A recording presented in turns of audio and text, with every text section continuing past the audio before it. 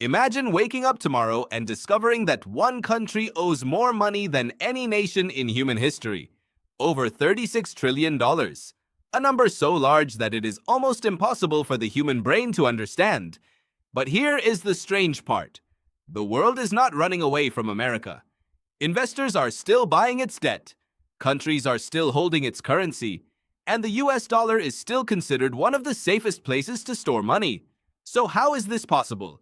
How can a country with the biggest debt on earth continue borrowing more money? The answer is hidden inside a system built on something you cannot see.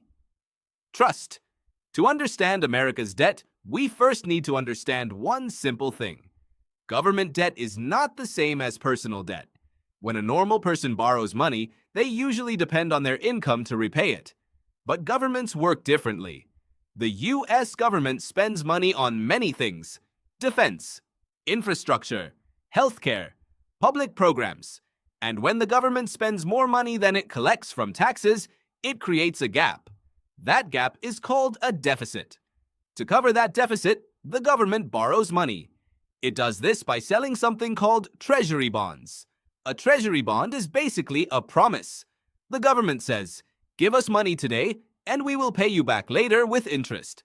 And people buy these promises. Banks buy them. Investment companies buy them. Retirement funds buy them. Even other countries buy them. But the real question is, why would anyone lend more money to a country that already owes trillions?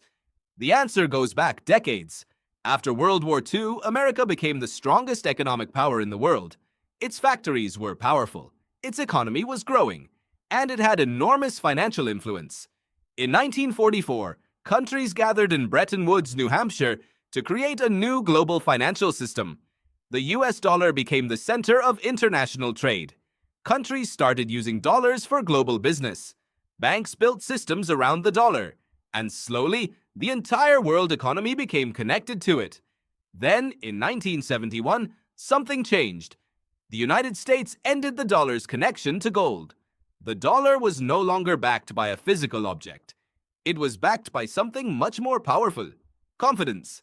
And by that time, the world was already dependent on the dollar. Think of it like a giant highway. If almost everyone is already using one highway, building a completely new one becomes extremely difficult. That is the advantage America has. The dollar became the financial highway of the world. Countries need dollars for trade. Companies use dollars for international business. Investors look at US markets during uncertain times. This creates a unique situation. America has huge debt, but it also has the world's most powerful currency. However, this does not mean there are no risks, because debt creates another problem: interest. The US government has to pay interest on the money it has borrowed, and as debt grows, those payments can become larger. This creates difficult decisions. Should the government reduce spending, increase taxes, or continue borrowing? There is no simple answer. Some people believe America's growing debt could become a serious problem in the future. Others argue that the dollar gives the United States an advantage that most countries do not have. But there is one important lesson. Debt is not only about numbers. It is about trust. A currency has value because people believe it has value. A bond has value because people trust the promise behind it. The entire financial system depends on confidence, and history shows that powerful systems usually do not disappear overnight. They change slowly. A currency loses influence slowly. A new competitor rises slowly. People change their habits slowly. So the biggest question is not, will America suddenly pay back $36 trillion tomorrow? That is not how modern economies work. The real question is, how long can the world continue trusting the system behind America's debt? Because behind every dollar, behind every bond, behind every financial market, there is one invisible force holding everything together: confidence.